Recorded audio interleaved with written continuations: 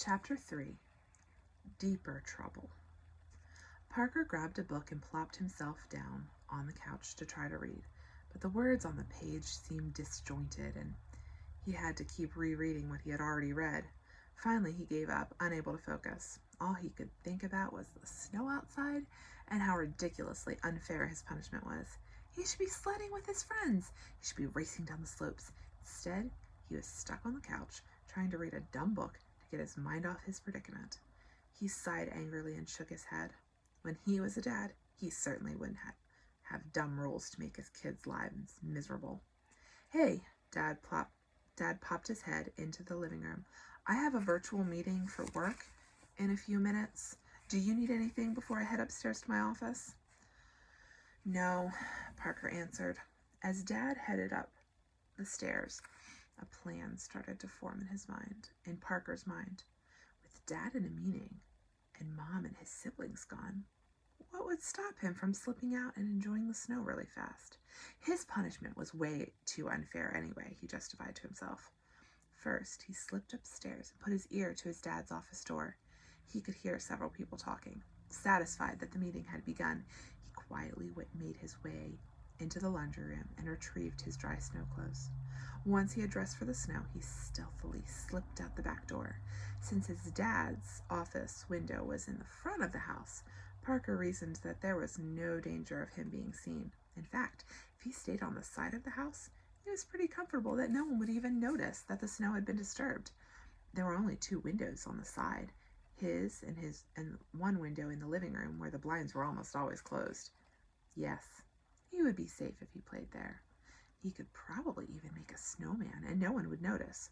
Well, maybe Polly would eventually notice, but he knew that she wouldn't tell on him. He would just make a little one close to the side of the house to be safe. Quickly, he packed the snow into a ball and began to roll. Once he was satisfied with the size, he rolled a second ball to form the snowman's body. Then he turned his attention to the head. "Parker!" He jumped at his father's shout and spun in the direction of his voice. There his father stood, hands on his hips, looking very displeased. "Come inside, please." Parker groaned inwardly. He was in trouble. Big trouble.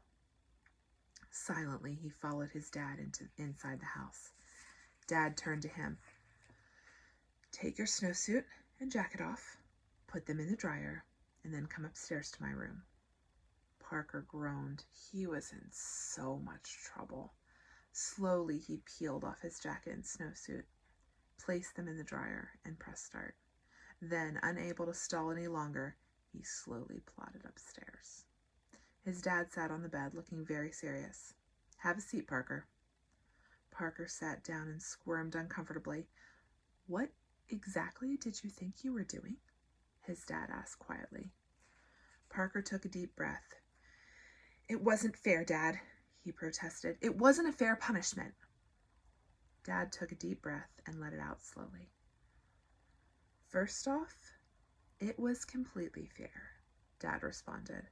"You disobeyed the rules, and so you lost privileges.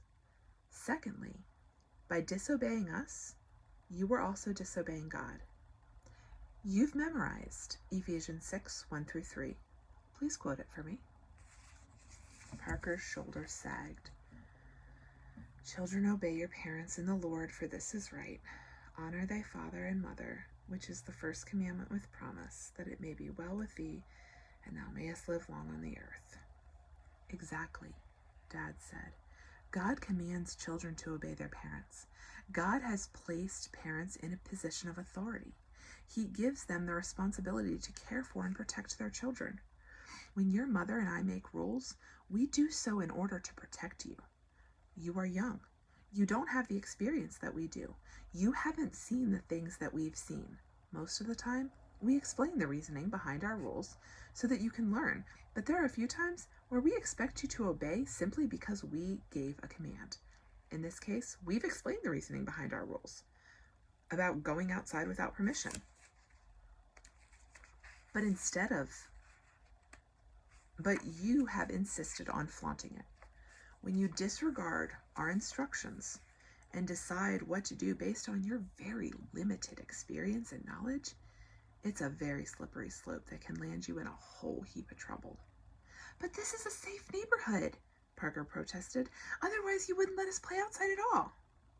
It is a safe neighborhood, but things can still go wrong, Dad explained patiently. You could get hurt. Other bad things could happen. When you play outside, Mom and I will work in the kitchen where we can keep an eye on you from the window, or we'll check on you frequently. It's our job to keep you safe, and we take that responsibility very seriously. But I'm 10 years old, Parker said. You and Mom treat me like I'm a baby. I'm old enough to be outside by myself. No, you obviously are not, Dad said. Your disobedience and rebellion show me that you most definitely do not have the maturity to be outside on your own. His dad sighed and reached for his Bible on the nightstand. Here, he said, flipping the pages. Read 1 Samuel 15:23. Parker took the Bible and began to read. For rebellion is as the sin of witchcraft, and stubbornness as iniquity and idolatry. Because thou hast rejected the word of the Lord, he hath also rejected thee from being king. God takes rebellion very seriously, Dad said. In this story, God had given Saul instructions through Samuel, but Saul decided to do things his own way. His rebellion cost him the kingdom. Wouldn't you say that witchcraft and idolatry are serious? Yes, Parker answered. Well, God says that rebellion is just as bad. Parker shifted uncomfortably. Deep down, he knew his dad was right, but his stubborn pride refused to admit it, so instead he turned his head away from his dad and crossed his arms in front of his chest. I can't wait until I grow up and can do whatever I want. Do you think Saul was a little boy? Dad asked. Well, I mean, if God told me to do something directly, I'd follow that, Parker added quickly. But God is telling you things directly, Dad countered. He's telling you directly in his word to obey your parents. No, I just mean when I grow up, I won't have to listen to people anymore. I'll be able to do whatever I want then. Dad shook his head. I have so many rules to follow, he whispered. Here, read this. He flipped the pages of his Bible to Romans 13 and handed it to Parker. Let every soul be subject unto the higher powers, for there is no power but of God. The powers that be are ordained of God. Whosoever therefore resisteth the power, resisteth the ordinance of God, and they that resist shall receive to themselves damnation. But for rulers are not a terror to good works, but to the evil. Wilt thou then be afraid of the power? Do that which is good, and thou shalt have praise of the same. For he is a minister of God to thee for good. But if thou do that which is evil, be afraid, for he beareth not the sword in vain. For he is the minister of God, a revenger to execute wrath upon him that doeth evil. Wherefore ye must needs be subject, not only for wrath, but also for conscience sake.